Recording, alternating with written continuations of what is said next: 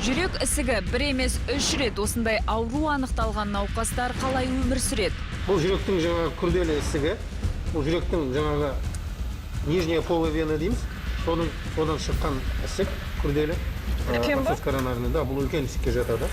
Бір уақытта 2 операция, тамырдағы тромб мүгедектікке әкелуі мүмкін бе? Мына екінші аяғым істетіп жатырмын. Бұл екінші операция. Осыдан шыққан Құдай қаласа футбол ойнайын деп отырмын.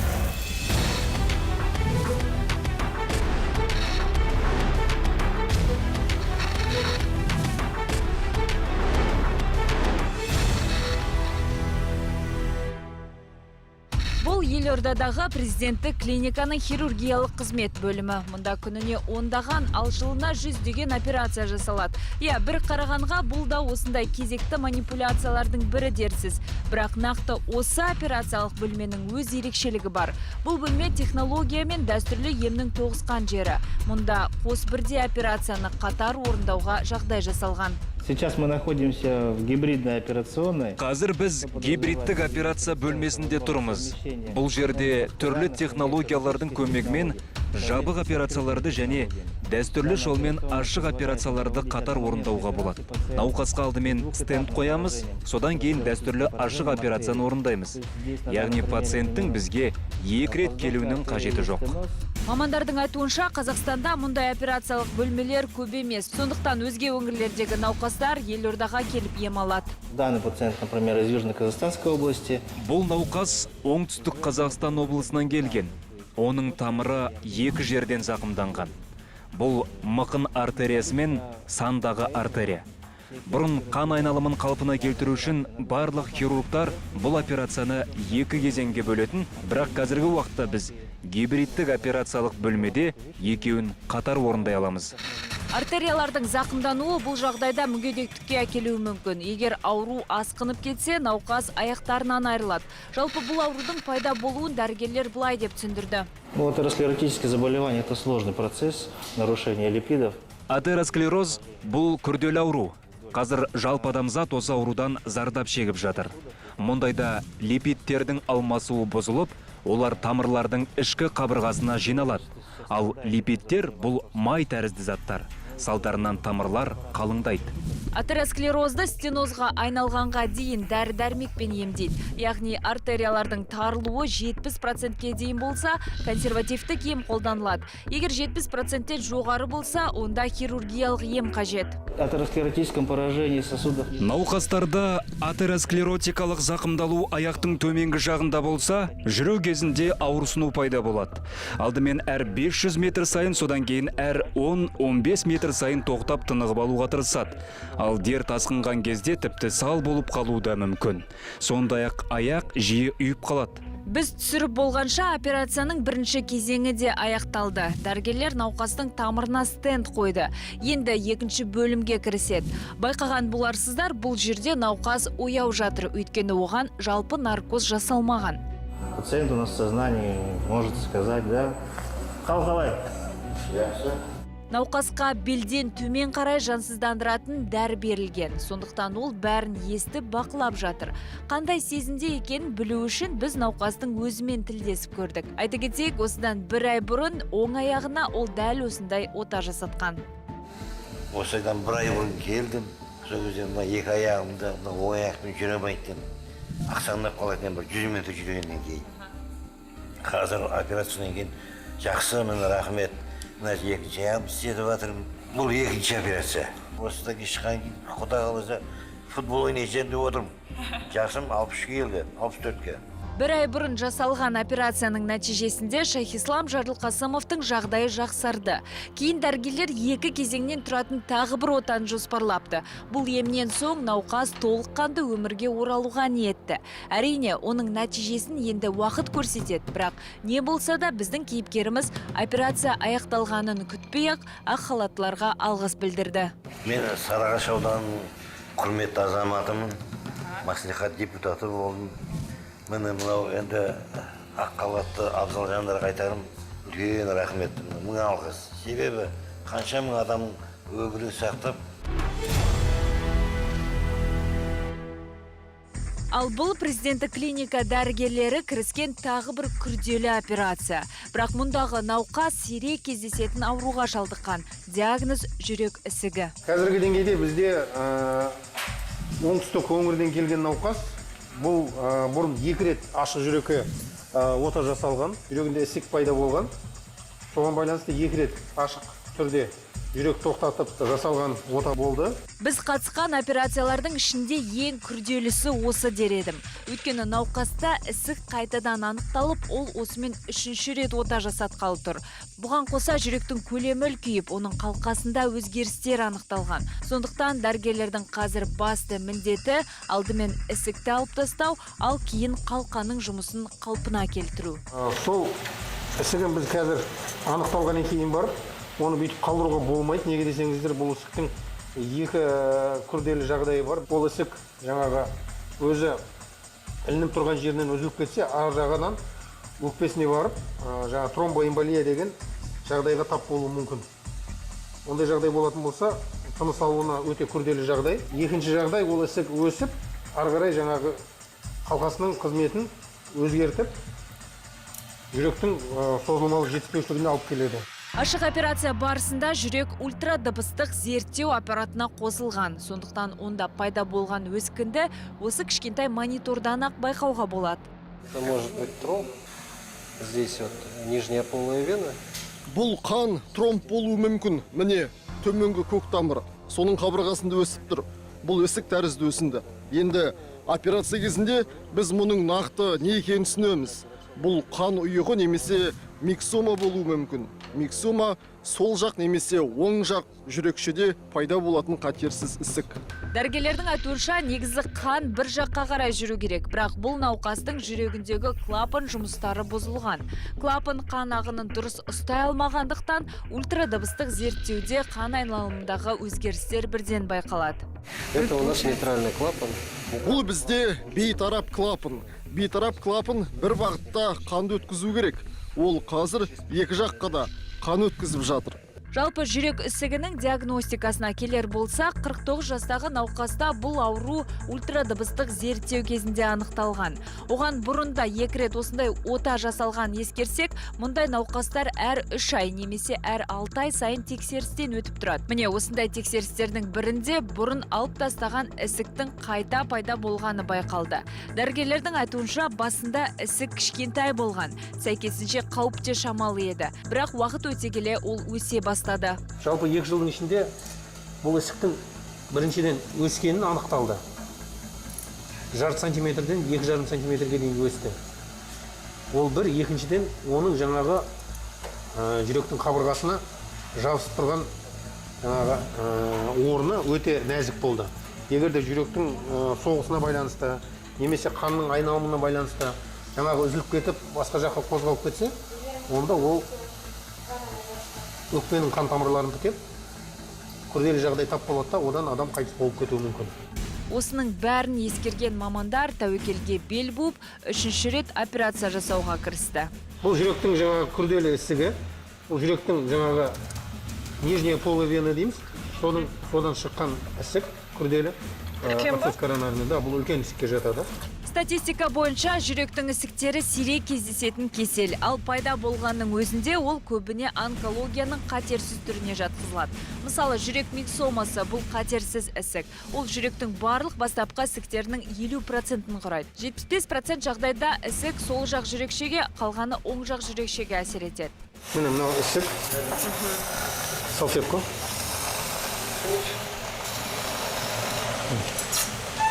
Бұл енді жалпы өзінің жаңағы орны жүрекке жабысып тұрған жері. Жалпы бұлар енді орысша айтқанда доброкачественные дейміз ғой. Доброкачественныйларға жатады. Қазір гистологияға жіберіп, нақтылаймыз тағы да. Дәрігерлер операция кезінде көзге көрінетін ісікті алып тастайды, бірақ уақыт өте келе ол тағы пайда болуы мүмкін. Сондықтан бұл материалға гистологиялық талдау жасалып, содан соң науқасты химиотерапияға жібереді. Оның себебі көп. Сол себебі негізде бір пайда болған ісіктің екінші жерге жаңағы метастазы. Бұл енді бұрынғы операциялар кезінде бір болды ма жоқ, кейін жаңағы қандай да бір клеткасы қалған болса, сол өсіп шықты ма. Химиотерапия кезінде жүректе пайда болған шағын ісік ошақтары дәрімен күйдіріліп жойылады. Бірақ ауру қайталанбау үшін операцияның нәтижелі өткені өте маңызды. Қазіргі мына температурасын төмен деңгейге түсіргенше біз қазір басқа мына жақта істейтін жұмысымыз бар. Клапаны өзгеріп кеткен. Неге десеңіз, бірнеше рет операция болған бір, екіншіден жүректің жаңа созылмалы жетіспеушілігі қалқасының кеңейгеніне де байланысты. Бір емес, бірнеше операция жасалған жүректі қайтадан емдеу оңай емес. Әсіресе кеуде қуысын ашу қиын дейді дәрігерлер. Ең үлкен қиыншылығы бұл жүректің бірінші операциядан кейінгі мына ішкі құрылысын ашу өте қиын. Неге десеңіз, бірінші операциядан кейін бар, жаңа жүрекпенен жаңа жанында басқа органдар бір-біріне жабысып қалады. Спайка арқылы анатомиясының ерекшелігі анықталмайды. Жүректің қай қабырғасы қайда жатқанын, өкпенің қай жерде жатқанын оны анықтау жаңа операцияның үстінде өте қиын. Және де мына төс сүйегін кесетін кезде ары қарай ішінде қуысында жатқан жаңа органдарды, жүректі, өкпені, басқа тамырларды кесіп алуға осындай күрделі жағдай бар. Операция барысында қан кетуден және басқа да қауіптен сақтану үшін дәрігерлер қосымша қан айналым жүйесін дайындап қояды. Бұл тұста білікті хирургтардың бірі негізгі, екіншісі қосымша маман қызметін атқарып, күрделі жұмысқа жұмыла кіріседі. Операцияның екі топ болады. Біріншісі мына көкірегінде істейтін, екіншісі аяғында істейтін. Сол себептен. Жалпы жүрекке жасалатын оталарда екі хирург болады. Негізгі хирург пенен оның көмекшісі. Мына жағдайда біз үшеуміз тұрмыз. Бір хирург жалпы бұл жерде ешнәрсе атқара алмайды. Бұл жерде көп адамның қызметі. Общебедренная артерия мен общебедренная вена. Сондай осы канюлялар тұр, солар арқылы жаңағы жасанды қан айналым аппараты жұмыс істеп тұр. Мына жақтан енді жүректі зақымдау мүмкіндігі болғандықтан бірінші осы аяқтан бастап, шаптан осы тамырларды шығарып, соған бірінші осы канюлаларды орнатып, сөйтіп жасанды қан айналым жасайды. Сосын ана жақта уже қорықпай жұмыс істей беруге болады. Қазір қосымша қан айналым құрал жабдығы істеп тұр. Бұл құрал жабдықты негізгі біз төсті ашып кейін қосатын болсақ, трубкалар арқылы. Біз бірінші деңгейде аяғының қан тамырлары арқылы қосып алдық. Неге десеңіздер, мына жақта күрделі жағдай тап болса, жаңағыдай қан кету болса, бұл кезде қосымша қан айналымымен мына жағдайды қалыптастыруға болады. Тегін медициналық көмектің кепілдендірілген көлемі аясында мұндай операцияларды ақысыз жасатуға мүмкіндік бар. Ол үшін жүрек ісігі диагнозы қойылған науқастар квота бойынша ем алуға кезекке тұруы тиіс. Енді мына кардиохирургия алсақ, басқа жаңағы өңірдегі орталықтарға қарағанда бізде біріншіден мамандар, екіншіден құрал жабдықтарды толық мөлшерде, толық көлемде жеткілікті. Сол үшін бізге ең күрделі, ең қиын науқастар, мысалы осы науқас сияқты басқа бірнеше рет ота жасалған басқа региондарда сондай науқастар келеді. Келесі аптада тағы да екі науқас аламыз. Келеді бізге порталменен. Орталық бұрын соңды бірнеше рет операция жасатқан, күрделі жағдайға тап болған науқастарды апта сайын қабылдайды. Президенттік клиника дәрігерлері мұны техникалық мүмкіндіктермен және мамандардың жоғары біліктілігімен байланыстырып отыр. Одан кейін жүректің жетіспеушілігі бар, көлемі үлкейген. Соған байланысты митралды қалқасы кеңейіп кеткен. Ол қалқаға бұрын операция оған да істеген, міне көрініп тұр, жіптері бар оның орнында. Бірақ оның жетіспеушілігі ары қарай асқынуына байланысты біз қазір ол жаңа клапанның сыртынан специальный каркас, кольцо тігіп қоямыз, ары қарай кеңеймеу үшін. Клапанға арналған сақина қан айналымына әсер етпейді, бірақ қалқаның әрі қарай кеңеймеуіне көмектеседі. Оның көлемі әр науқастың жүрек клапандарының көлеміне қарай таңдалады. Жүрек қалта емес қой, қайта-қайта қол сала беретін. Сол үшін бір емдегеннен кейін барып, нақты бір нәтижеге жетуіміз керек. Кез келген қазақстандық енді президенттік клиниканың кардиологтарынан тегін кеңес ала алады. Арнайы акция аясында мекеме мамандары аптаның бір күнінде тегін қабылдау жүргізеді. Мы сейчас запускаем акцию, по субботам мы будем проводить бесплатно. Біз қазір сенбі күндері акцияны іске қосамыз, және сағат 10-нан 12-ге дейін тегін кеңес береміз. Кардиохирург Қазақстан Республикасының президенті іс басқармасы ауруханасының емханасында 24-ші кабинетте қабылдайды. Акцияға қатысу үшін бір қатар анализдерді алдын ала жасау керек.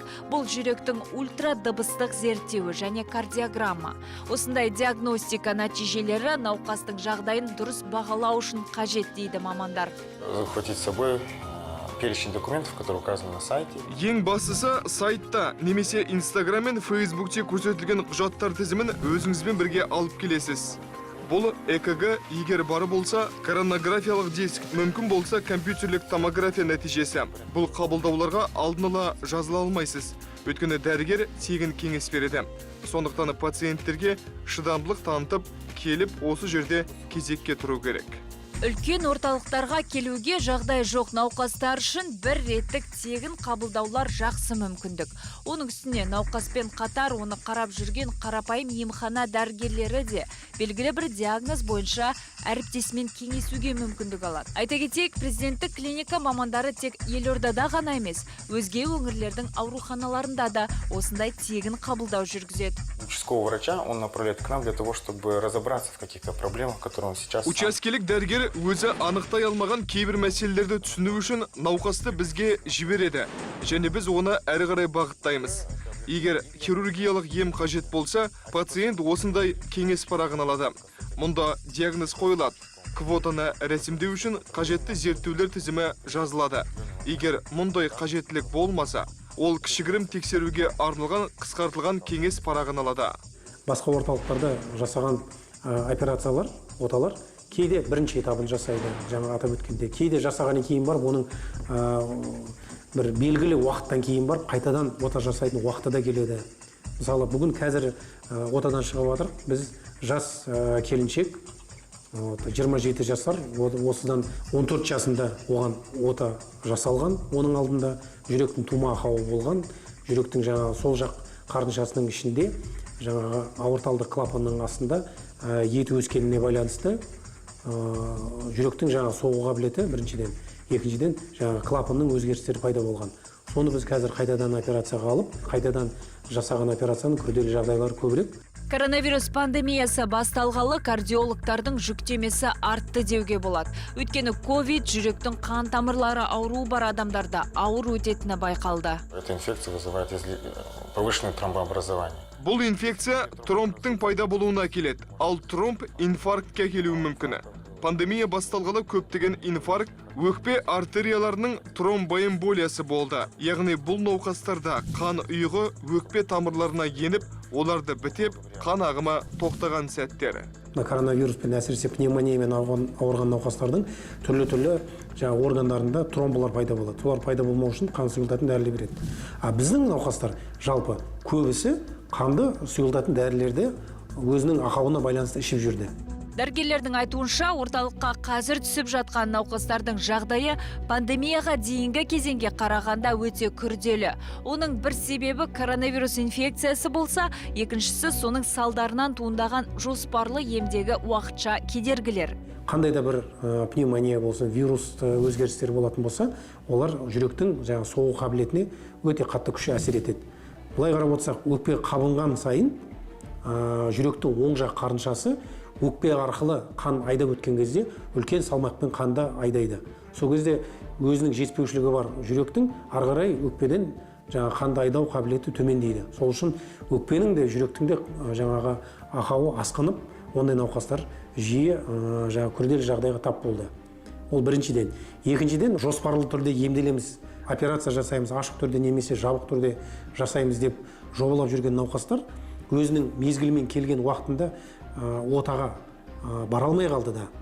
Сөйтіп өздерінің ақауы асқынып, қайтадан инфаркт алды. Қазір шағын инвазивтік операциялар медицинаның көптеген бағыттарында қолданылады. Оның басты артықшылығы ағзаны аз зақымдауында. От года в год увеличим процент. Күрделі науқастар көп келеді, бірақ солардың шамамен 20-25%-не шағын инвазивтік операция жасалады. Жылдан жылға шағын инвазивті операциялардың санын арттырамыз. Бұл орталықта жылда 130-150 ашық түрде операция, жабық түрде дәл солай операциялардың саны жасайтын болатын болса, қазіргі деңгейде біз сол жылдық мөлшерден көп жасап жатырық. Медицинаның технология мүмкіндіктерімен қатар дамып келе жатқаны айқын. Тек қазақстандықтардың өз денсаулығына дел сал қарауы дәрігерлерді қынжылтады. Өйткені көп жағдайда науқастар ауруханаға тек ауруы асқынған сәтте бірақ барады. Наши люди не привыкли делать профилактику. Біздің адамдар профилактика жасауға дағдыланбаған. Ауру өмір сүруге кедергі жасай бастағанда ғана ол дәрігерге барады. Ал кез келген ауырсыну бұл ағза жұмысында ақау бар екенін білдіретін белгі. Сондықтан ауырғанға шыдап жүруге болмайды. Одан да диагностика жасап, күрделі дерттің алдын алған жөн.